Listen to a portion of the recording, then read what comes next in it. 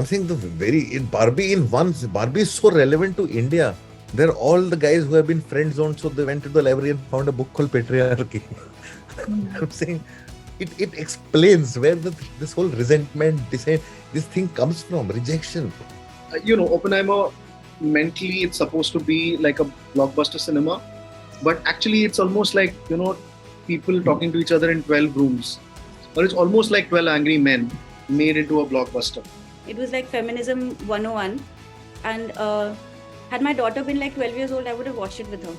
Because it's really, it is the kind of material that I want a young girl to see.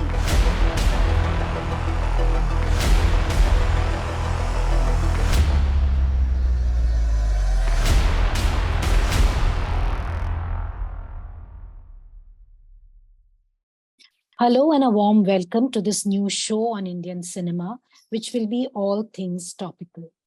Be it an actor, a filmmaker, a scriptwriter, a choreographer, a song, or a trend, whatever and whoever is in the news, our attempt will be to focus on them. And I don't think I could have found a better week to start off than the one which comes studded with Oppenheimer as well as Barbie. Not only are the two films slaying it at the box office, worldwide at that, but they're also being intensely and intently debated and discussed. For a change, I thought that instead of pontificating on them myself, I'll talk to the film fraternity, the Indian film fraternity, to get to know what is it about them that is working for them or not working for them. What is it that they are seeing in these films? In a matter of a single day, I spoke to a very eloquent Vasan Bala, a very passionate Anurag Kashyap, and a fun and sprightly and sparkling Ishita Moitra, whose own writing in Karan Johar's Rocky or Rani Ki Prem Kahani promises to carry forward the debate on patriarchy, gender, and feminism, which was initiated by Barbie.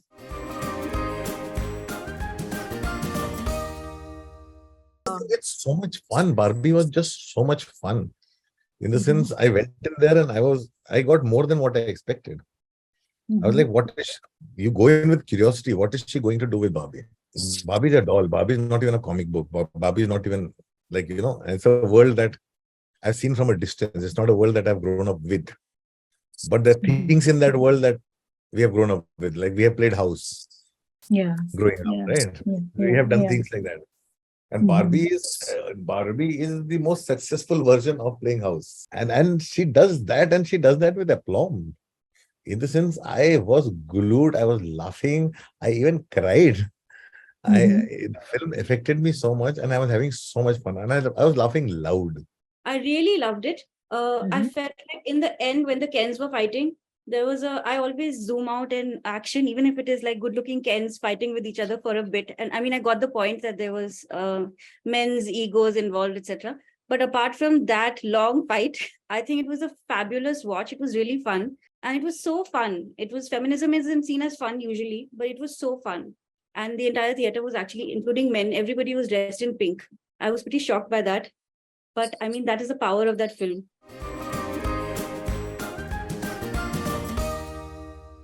I think it went a little out of hand in the end, and it just became about those points that they were trying to make. And I think about 75% of the script was very organic. And then in the end, they had all these points left to make. So they were just like, let's just, punch them all in, including Ruth Handler coming and giving Barbie her bits.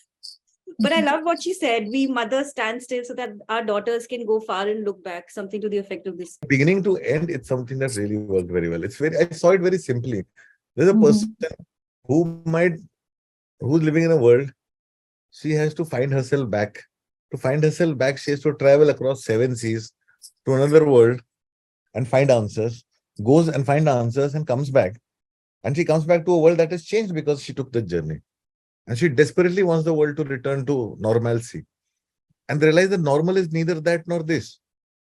And they come to an end and then they correct everything that's wrong with it. And, that whole last dialogue when she says, I've come to see the gynecologist. I'm saying, and it ends there. For me, it's a lot of things that this film does. And it tells a story in a very classical format. It's like a thousand. What was that? Something of the Thousand Heroes. That book, famous book. It talks about the classical storytelling structure. It tells a story in a very classical way. And that's the kind of thing that there's a friend of mine also articulated it. Not a friend of mine. Somebody articulated it very well. Barbie does the kind of things in real live cinema that so far we have seen only in Pixar movies. What Pixar movies do things because it's not because there's not a possibility of achieving it with live action. We've seen it in Barbie. We see it in Barbie. And she is totally not held back.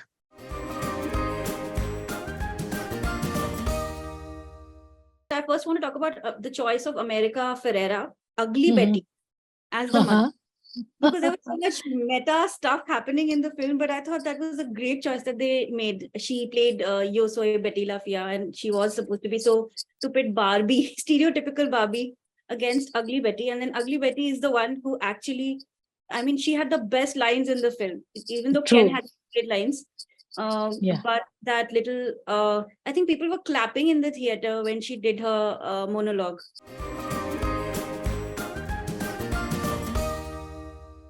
I mean, why do women play with dolls? It is, I don't know, because there's some deep maternal instinct that they kind of home in on. I think my daughter has one doll and 50 other toys, and I don't see her actually gravitating towards the doll as much as she gravitates towards the Bao Bao, which is the dog. So I keep wondering if there were other toys that were available to women, to little girls to play with.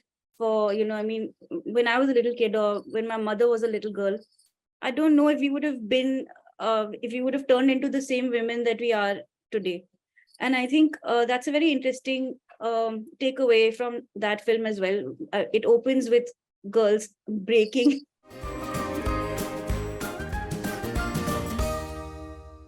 Not a film that's wearing a badge. It is so much more than that. Never saw Barbie as a feminist icon, but in the first 5 minutes, I was like, oh yeah, she's Dr. Barbie, she's teacher Barbie, she's President Barbie.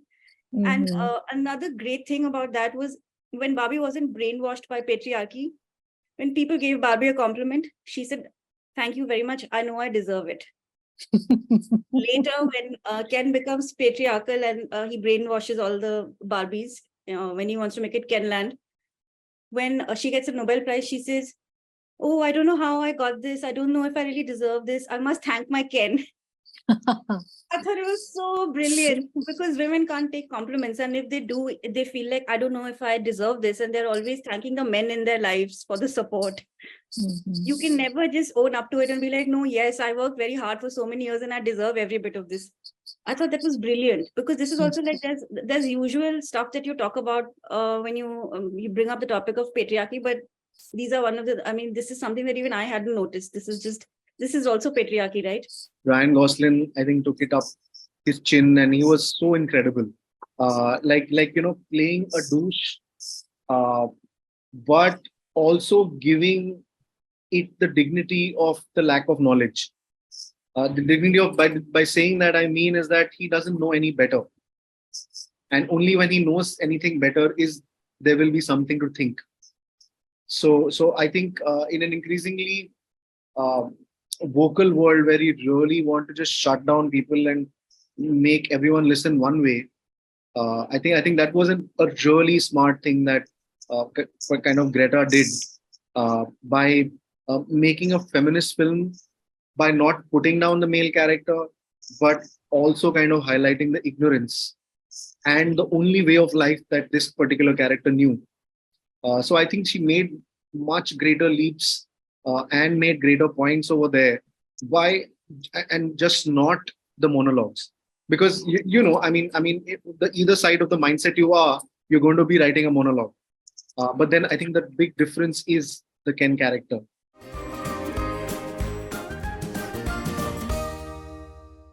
People's expectations are their problems. People, when they come out disappointed, they're disappointed not because of the film, they're disappointed because of their own expectations. When people review films or react to films, they're reacting to their own expectations.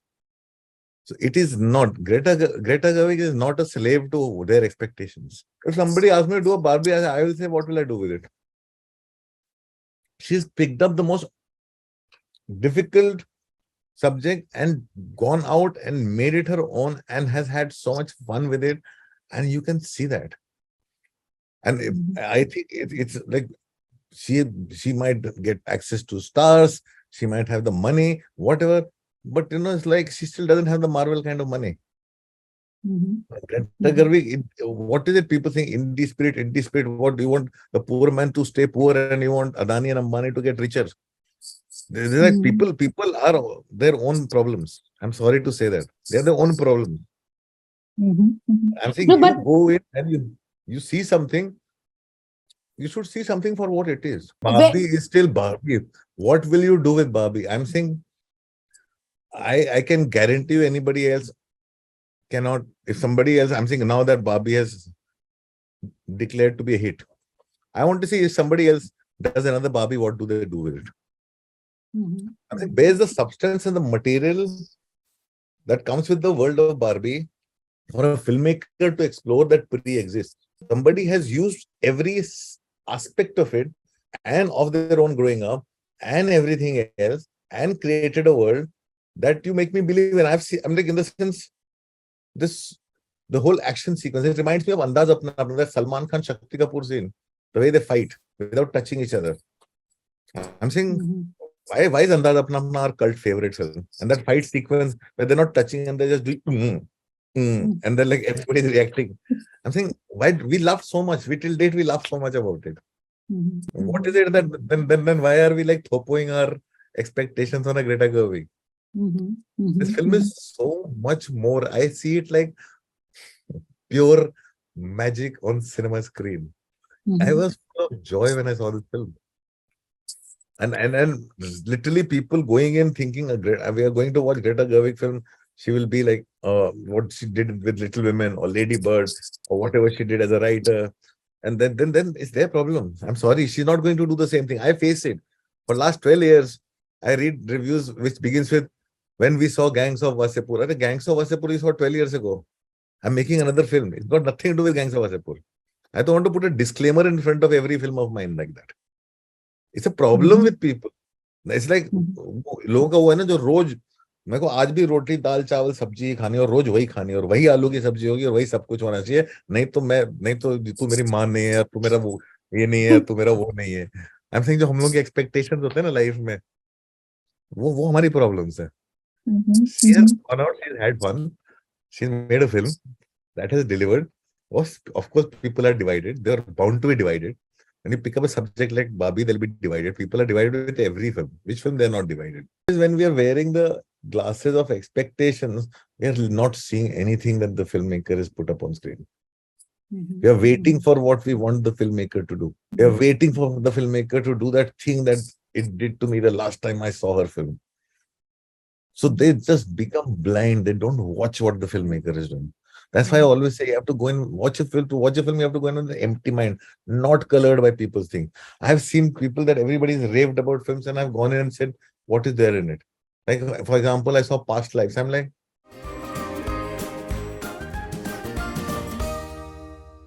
I think it was talking about consumerism, but not as much as feminism. So I think it was like 80% feminist, and it addressed that capitalism, consumerism issue a little bit, not so much. But they did turn the Mattel guys into villains. And I love that scene where there were all these men in the boardroom discussing what should happen to the doll and talking about female agency. And also that the throwaway line where he says, I'm a man with no power. Does that make me a woman? Make a woman, yeah. Yeah. It was there, but even when they were trying to show Mattel, it wasn't about consumerism as much as it was about feminism. So I'm not sure if they got that plastic,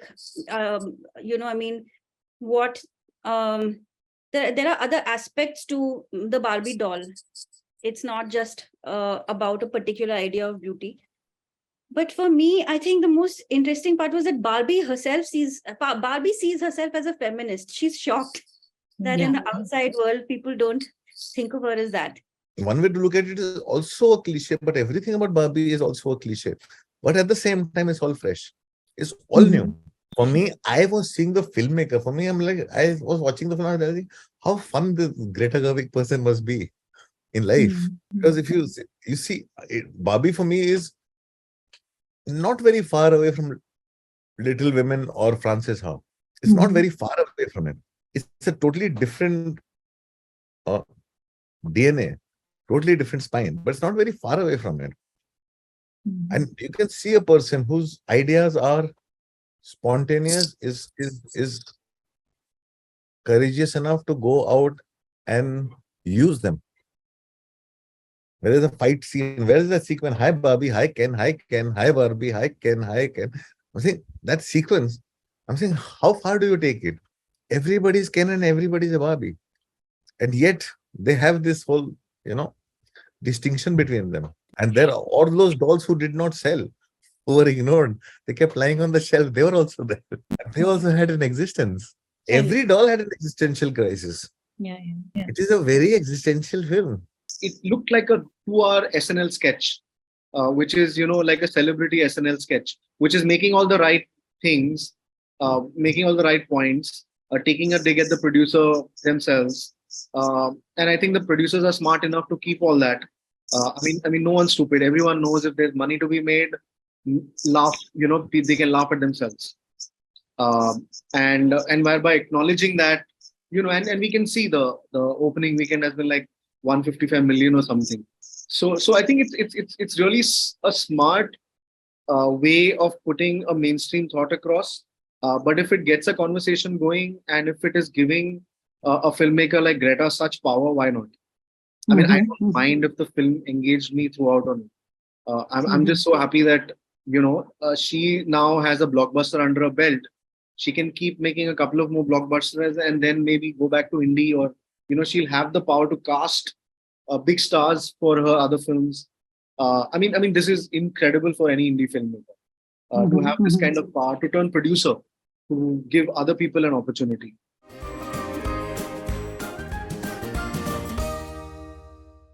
Mattel has so much courage to go out there and troll themselves. And that is what is so amazing about it. It's not taking itself seriously. Yet the filmmaker has taken Barbie seriously. Like, we are living in a world of social media where everybody wants to be like everybody else. Where everybody thinks that, okay, this is the kind of life I want. This is the kind of person it is. Everything is aspirational. Where this film comes out and says that we just need to be who we are and accept things. And so many films have said that. But it says it in such a way that it is talking to the people who it must talk to. हम लोग सब कहते हैं, we are talking to already, we are preaching to the converted. When we make Barbie is actually speaking to the people it must speak to. No, I think they really got away with calling the Mattel guys like all sorts of things, including it's Will Ferrell, right? Like, he actually asks Barbie to get back into the box. Now that is again such a meta thing to say, because whenever Absolutely. there is that Lakshman Rekha that women cross, there are men telling them to get back into the box. This is the head of. Absolutely. So I mean, I think obviously Mattel has produced the film now. So they can't really do away with, like, this is, I think, within the construct of what they could do, they've done a lot. I mean, it's not, this is, Barbie is it's trademarked by them. And but I don't think anybody who sees the film will see the doll in the same way. I think Mattel, by using and Greta taking her as a director, I think they kind of addressed the issues that are anyways around. So in a way, they say that we acknowledge all this. We are as woke. So please start buying more. So it kind of is a win-win for both worlds, the artist and also the corporation. So capitalism and art kind of coming together in the most plastic yet perfect way. As there is this dialogue in the film as well, right? Let's get off the plastic land and now into the plastic world of LA, or the real world of LA. So there's no difference really. I mean, from plastic you come to plastic, but even within that, we found something human to root for. So I think that's the film also. I mean, the plastic world of LA, and how to represent it better than Barbie, and then get someone like Margot Robbie and make her perform, and through her performance kind of tell this plastic story and make us feel. So I think it's really a series of a lot of great smart decisions, smart writing. But yeah, that's the difference between clever writing and writing that you feel. So which is why when the cleverness, the IQ goes up, it is more like an SNL sketch, and cinema happens when the EQ kind of goes beyond, the IQ in a way. So which is where I think as cinema, I didn't probably get it as much, but I understand that the need of its need to be so vocal, loud, clear, and robust and colorful and reaching out worldwide.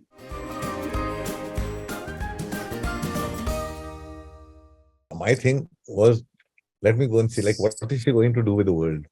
What does she do with it? What is the scary point? The first scary point of Barbie, her legs, her feet become straight. And how much does that say? It reminds me of so many people and so many friends of mine when they're rushing for a screening at the Cannes Film Festival wearing the heels, and everybody comes out and taping their toes and feet and the bleeding. I'm saying, why do you have to wear heels? And they're like, we have to, you don't understand. And I'm saying, there's this thing. But then you hear the stories of like how in the ancient Chinese culture, the women used to tie their feet when they were girls so that they kind of turn around and they twist. And, I'm saying, you see that, I'm like, oh my God, it is, you're living up to certain someone's expectation, and it has been kind of molded in stone, and everybody follows it without questioning it. And Barbie takes all those elements and plays with it. I'm saying Barbie is so relevant to India. It describes the entire right wing extremist. They're all the guys who have been friend zoned, so they went to the library and found a book called Patriarchy. I'm saying it explains where this whole resentment, this thing comes from, rejection, of seeking validation from their own kinds. And that's when they form groups and things, and in a very, it just goes out and pokes fun at it, and it also trivializes that. It trivializes that whole thing that we take so seriously and gung ho about it serious, because deep down we are extremely frustrated. A lot of people. I've never seen something like this, honestly. Like I used to have these sets. I used to have the bedroom set and the dollhouse, and especially that Dr. Barbie bit, it really felt like, oh my God, this is exactly how it used to be when I played with the doll. It also set me thinking about how this is probably also about any girl who steps out of a bubble. Like when you are ensconced in your own bubble and you think the world is fair and whatever, and you're in a comfort zone, and then you come into the real world, and then you realize there's a glass ceiling in this patriarchy. And the reality of how things function and how systems and institutions work hits you. It happens to a lot of us. So I think that was a brilliant parallel when Barbie gets out of Barbie land and comes into the real world, and she sees patriarchy and horses. Yeah. Just men extenders. Yeah. Putting Ken. But it was so, I don't know, like everything was meta. Nothing was just what it was, right? Like, of course, the production design and the clothes, and there was thought to everything. Like when she wears heels, her feet are like this. And so when she has flat feet like the rest of us, she's like, if I had feet like this, I would never wear heels. Yeah. Not just about the clothes and the heels and the houses and Barbie land and coming to LA, coming to reality. It is a lot more than that. I'd love to watch it again, honestly, because I feel like I might have missed a lot of stuff. There was a lot that was happening.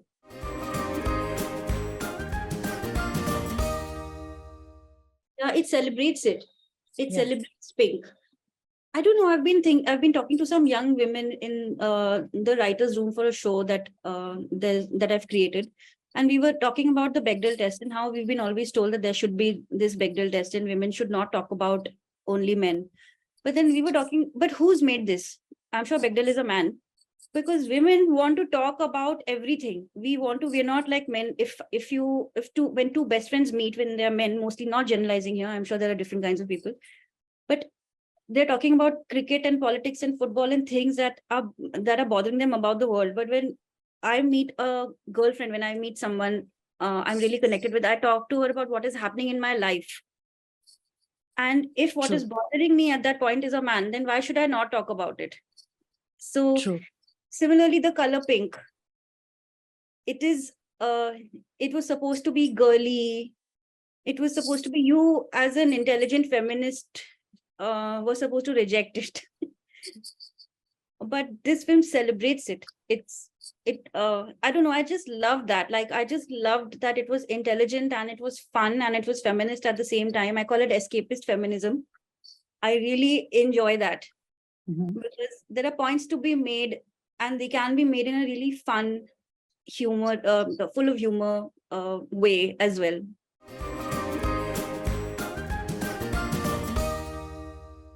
It's not just flimsy. She makes it very fun, profound. She not for a moment loses that world. She does not take that world and manipulate it into something that it is not. Simple things like the way they eat breakfast, the way they get up, the way they dress up, the way they like come down. It's like they come down as if somebody's putting them down.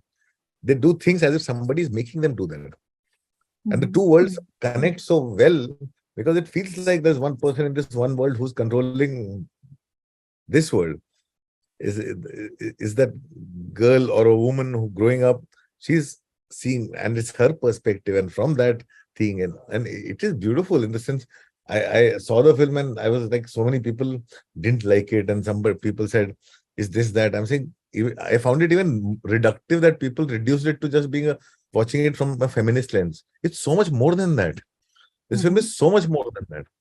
It Mhm. is Greta Gerwig lens. And she's all those things and more. Not just the great weekends of cinema. It says that people want to, you give them, go, you have to take a risk. Nobody's, I'm saying, the more people are not going to cinema, more filmmakers here are playing safe. Nobody's taking chances. Mhm. Nobody's taking chances. You cannot break through if you don't take a chance. Mhm. Mhm. And you have to take a chance. And this shows the way. And still, I'm telling you, this will only probably affect 5% of people who will step out and take a chance. It won't become a phenomenon. Mhm. Like, it won't Okay. become a phenomenon. Everybody will go on playing safe, go on playing safe. Okay. And which is the scary part, which is where cinema will die. Post-pandemic is very different. People would rather watch films at home.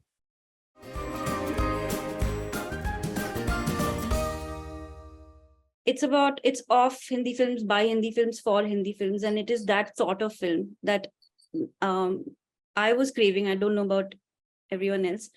Having said that, it doesn't have to be Mr. and Mrs. 55. Okay. It can also be Ijazat. It can also Okay.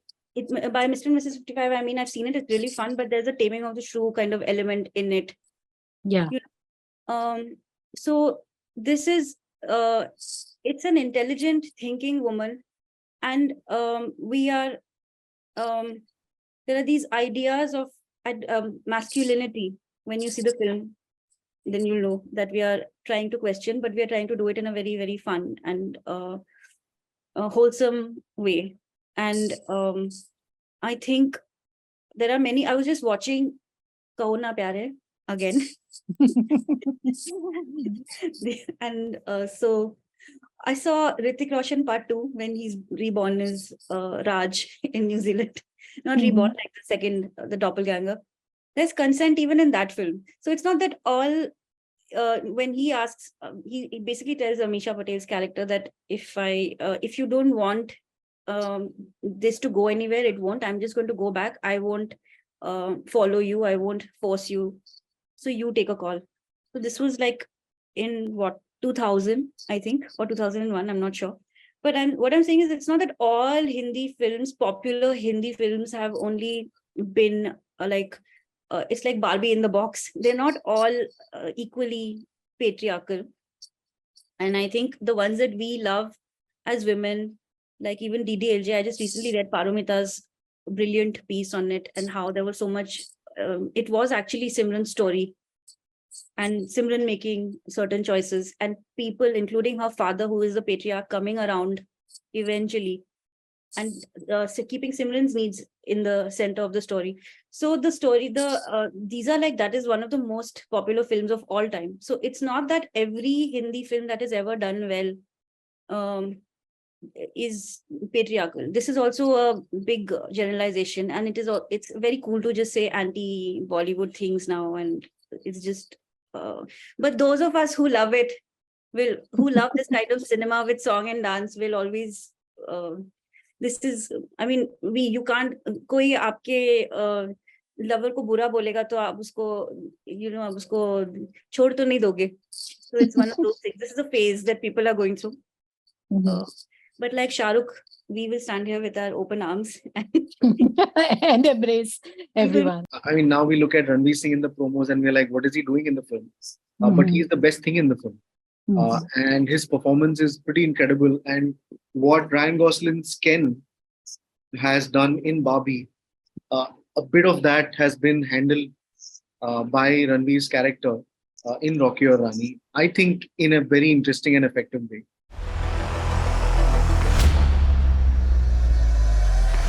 Oppenheimer, I thought, was more like a Scorsese film or a Scorsese experience. I mean, it's almost like physicists who have gone gangster. That's a very wonderful description. Which I really loved. And also, I like that it's, in a way, it was like Goodfellas, right? I mean, they're all physicists. They're going towards a motive. And, an older gangster telling a younger gangster that, eventually they'll get you. I mean, the final conversation, spoilers, but it's almost, the system requires you to do its sins till it can accommodate you, and then it'll spit you out. In case of gangsters, obviously it'll be arrest or anonymity or all those options that are available, or even death. And in terms of physicists, it'll be like some sort of degree or some sort of reward. In the sense, giving you a golden handshake.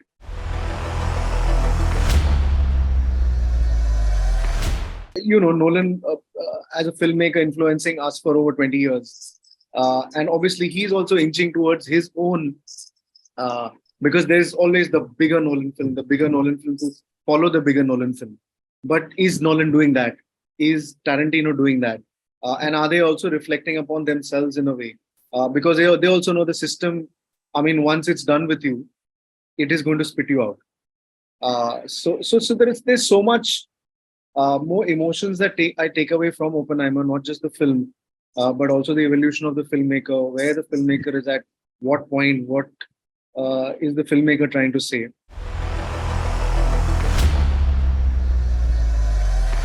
So I didn't see him as the antagonist, Robert Downey Jr.'s character. Because politicians are supposed to do this. Politicians are going to live in their professional lives more than the people who actually do the work. Because they are going to be seeing more cycles of architects, more cycles of engineers, more cycles of IAS officers. They're going to be presiding over these things. So he almost seemed like the politician, the system, which will try and use you. But then you also see that, there is a bigger glove that comes over a character like Robert Downey Jr.'s, who felt he's the glove who's going to cover, but there is a bigger one. So in that sense, it kind of beautifully sets up as to how big and endless this is, right? And also mindfully minding that all these decisions were taken during the World War II, when we just freshly came out of 30 years of the First World War, and we already were in war. And I think decisions taken during those times are going to be drastic, are going to be selfish. It's almost like the avalanche, right? Or the glacier melting, and then suddenly, obviously, there's going to be catastrophe. Then all that water is going to melt into the highlands, and then there's going to be greenery later, which we also kind of saw post the 50s and the 60s, the industrial revolution, and how entertainment changed itself. All that happened. But those 5 years, I think the madness engulfing their minds, even the brightest, would be so off. And I don't blame. You can't really blame anyone for uh, doing people, doing these kind of things. And they are, more exposed, more primal than we already are. In fact, experiencing, we are going towards that mindset. So at wartime, obviously, it's a very different mindset over there. It's like sending young people away, not knowing a certain section of your population is even going to come back. So it's a very different mindset that we're talking about. So no one was the antagonist in that sense for me. I mean, you do your sin and then you live by it. I mean, there is no absolving anyone.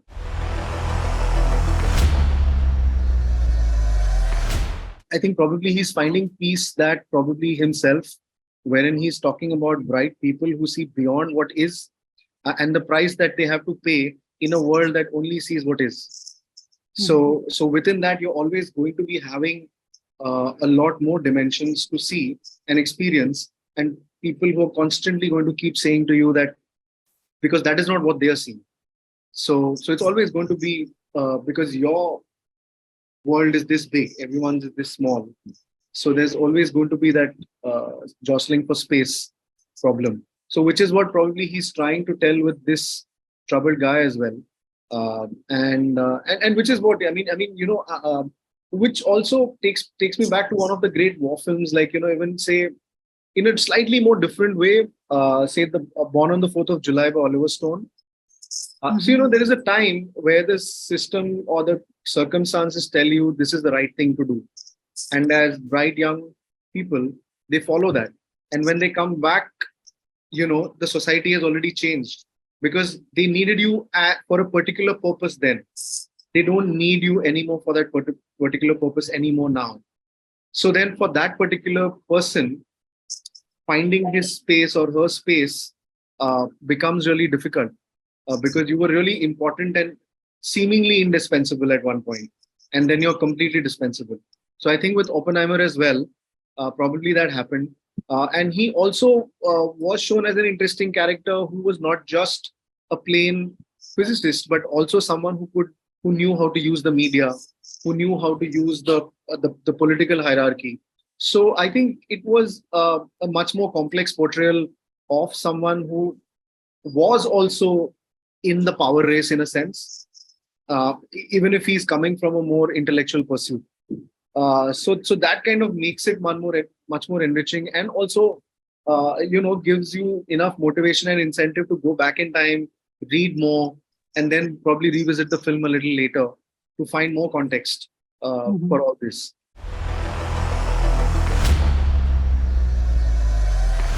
The film is not looking at Oppenheimer as the hero or as the person you root for, which in a very different offish way, if I can bring in Scam here, which was equally about things which challenged you with information.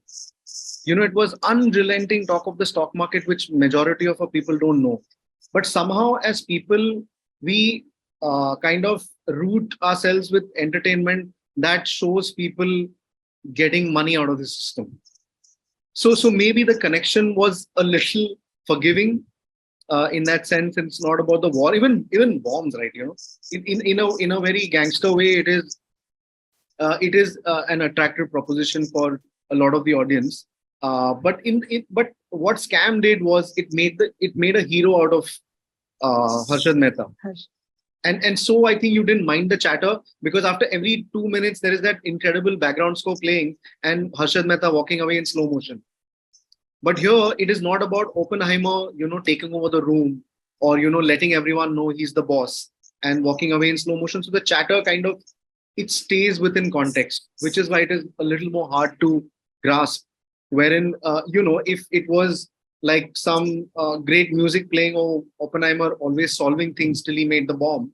In fact, it is here Oppenheimer actually listening to other people and taking their opinion in probably, most of the second act. You don't see most of the decisions taken by him. It is actually him asking for opinions from other people and considering all possibilities, which is what I think the difference in filmmaking is, and in trying to project a hero or a person or a character rather than a hero.